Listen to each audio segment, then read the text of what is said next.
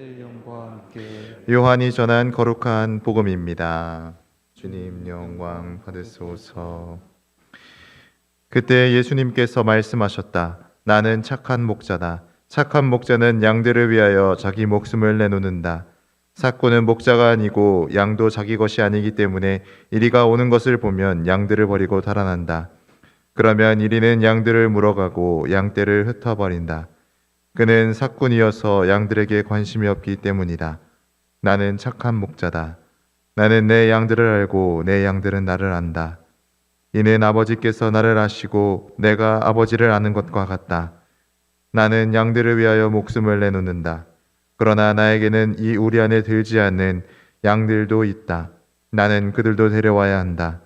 그들도 내 목소리를 알아듣고 마침내 한 목자 아래 한 양떼가 될 것이다. 아버지께서는 내가 목숨을 내놓기 때문에 나를 사랑하신다. 그렇게 하여 나는 목숨을 다시 얻는다. 아무도 나에게서 목숨을 빼앗지 못한다. 내가 스스로 그것을 내놓는 것이다. 나는 목숨을 내놓을 권한도 있고 그것을 다시 얻을 권한도 있다. 이것이 내가 내 아버지에게서 받은 명령이다. 주님의 말씀입니다. 그리스도님 찬미합니다. 찬미 예수님. 네, 오늘은 부활 제 4주일이면서 동시에 성소주일입니다. 성소 잘 아시죠? 많이 들어보셨죠? 이 성소는 우리가 잘 알다시피 거룩한 부르심이라는 뜻입니다. 이 성소에는 여러 개가 있죠. 여러 가지 성소가 있죠. 우리가 잘 알고 있는 성소, 사제 성소도 있고 수도자, 그리고 선교사 성소 여러 가지가 있습니다. 그리고 또 뭐가 있죠? 혼인 성소도 있죠. 오늘은 특히 이 수도자, 사제, 선교사 이런 특별한 성소를 증진시키는 날입니다.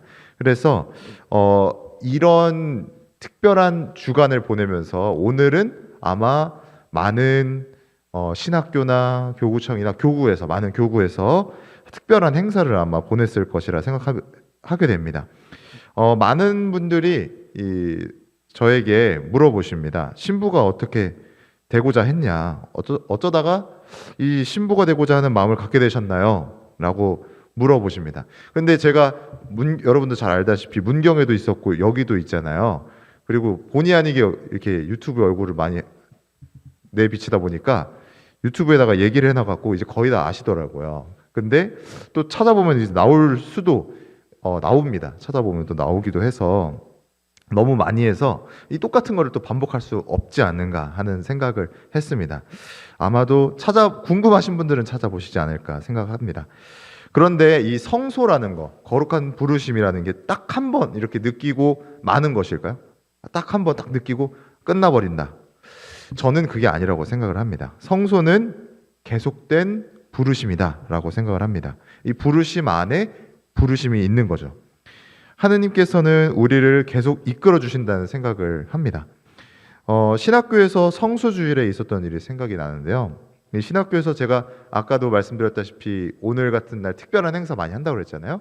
그래서 저희 같은 경우에는 한 해는 비계방에서 이 예비 신학생들하고 수도 성소자들만 모여서 하는 행사를 하고 그 뭐 다른 해 경년으로 해갖고 모든 사람에게 개방을 합니다. 그러면은 그 신학교가 그렇게 크지 않은데 한 10,000명이 넘게 와요. 그러면은 뭐 걸어 다닐 때 다 부딪히면서 다닐 수밖에 없고 참 많이 옵니다.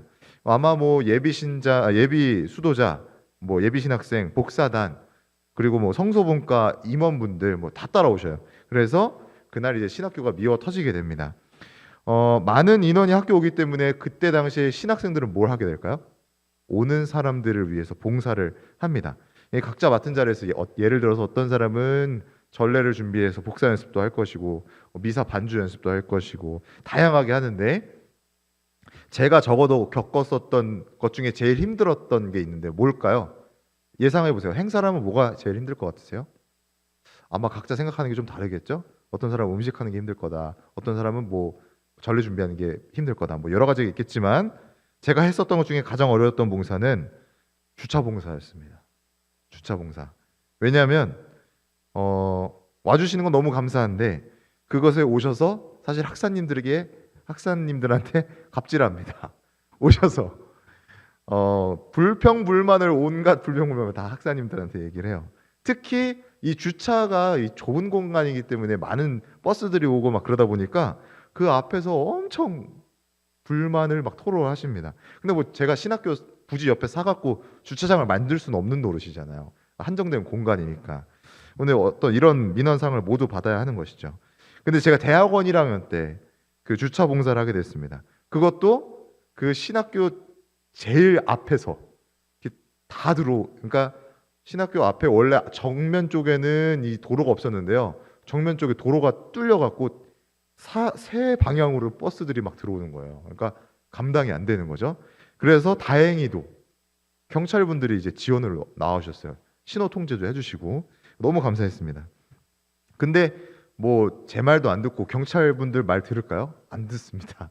다 그냥 막 어떻게든 들어가려고 막 하시는데 그날도 여전히 통제를 안 따르시고 너도 먼저 들어가기 위해 애쓰는 모습이었습니다.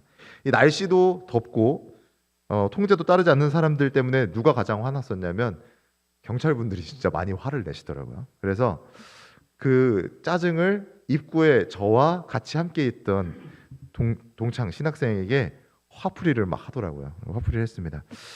근데 열심히 저도 하고 있는데 괜히 욕을 들어먹은 것이죠. 순간 욕 먹으니까 경찰 아저씨가 그냥 말 거는 것도 사실 부담스러운데 이거 화까지 내시니까 당황스러웠습니다.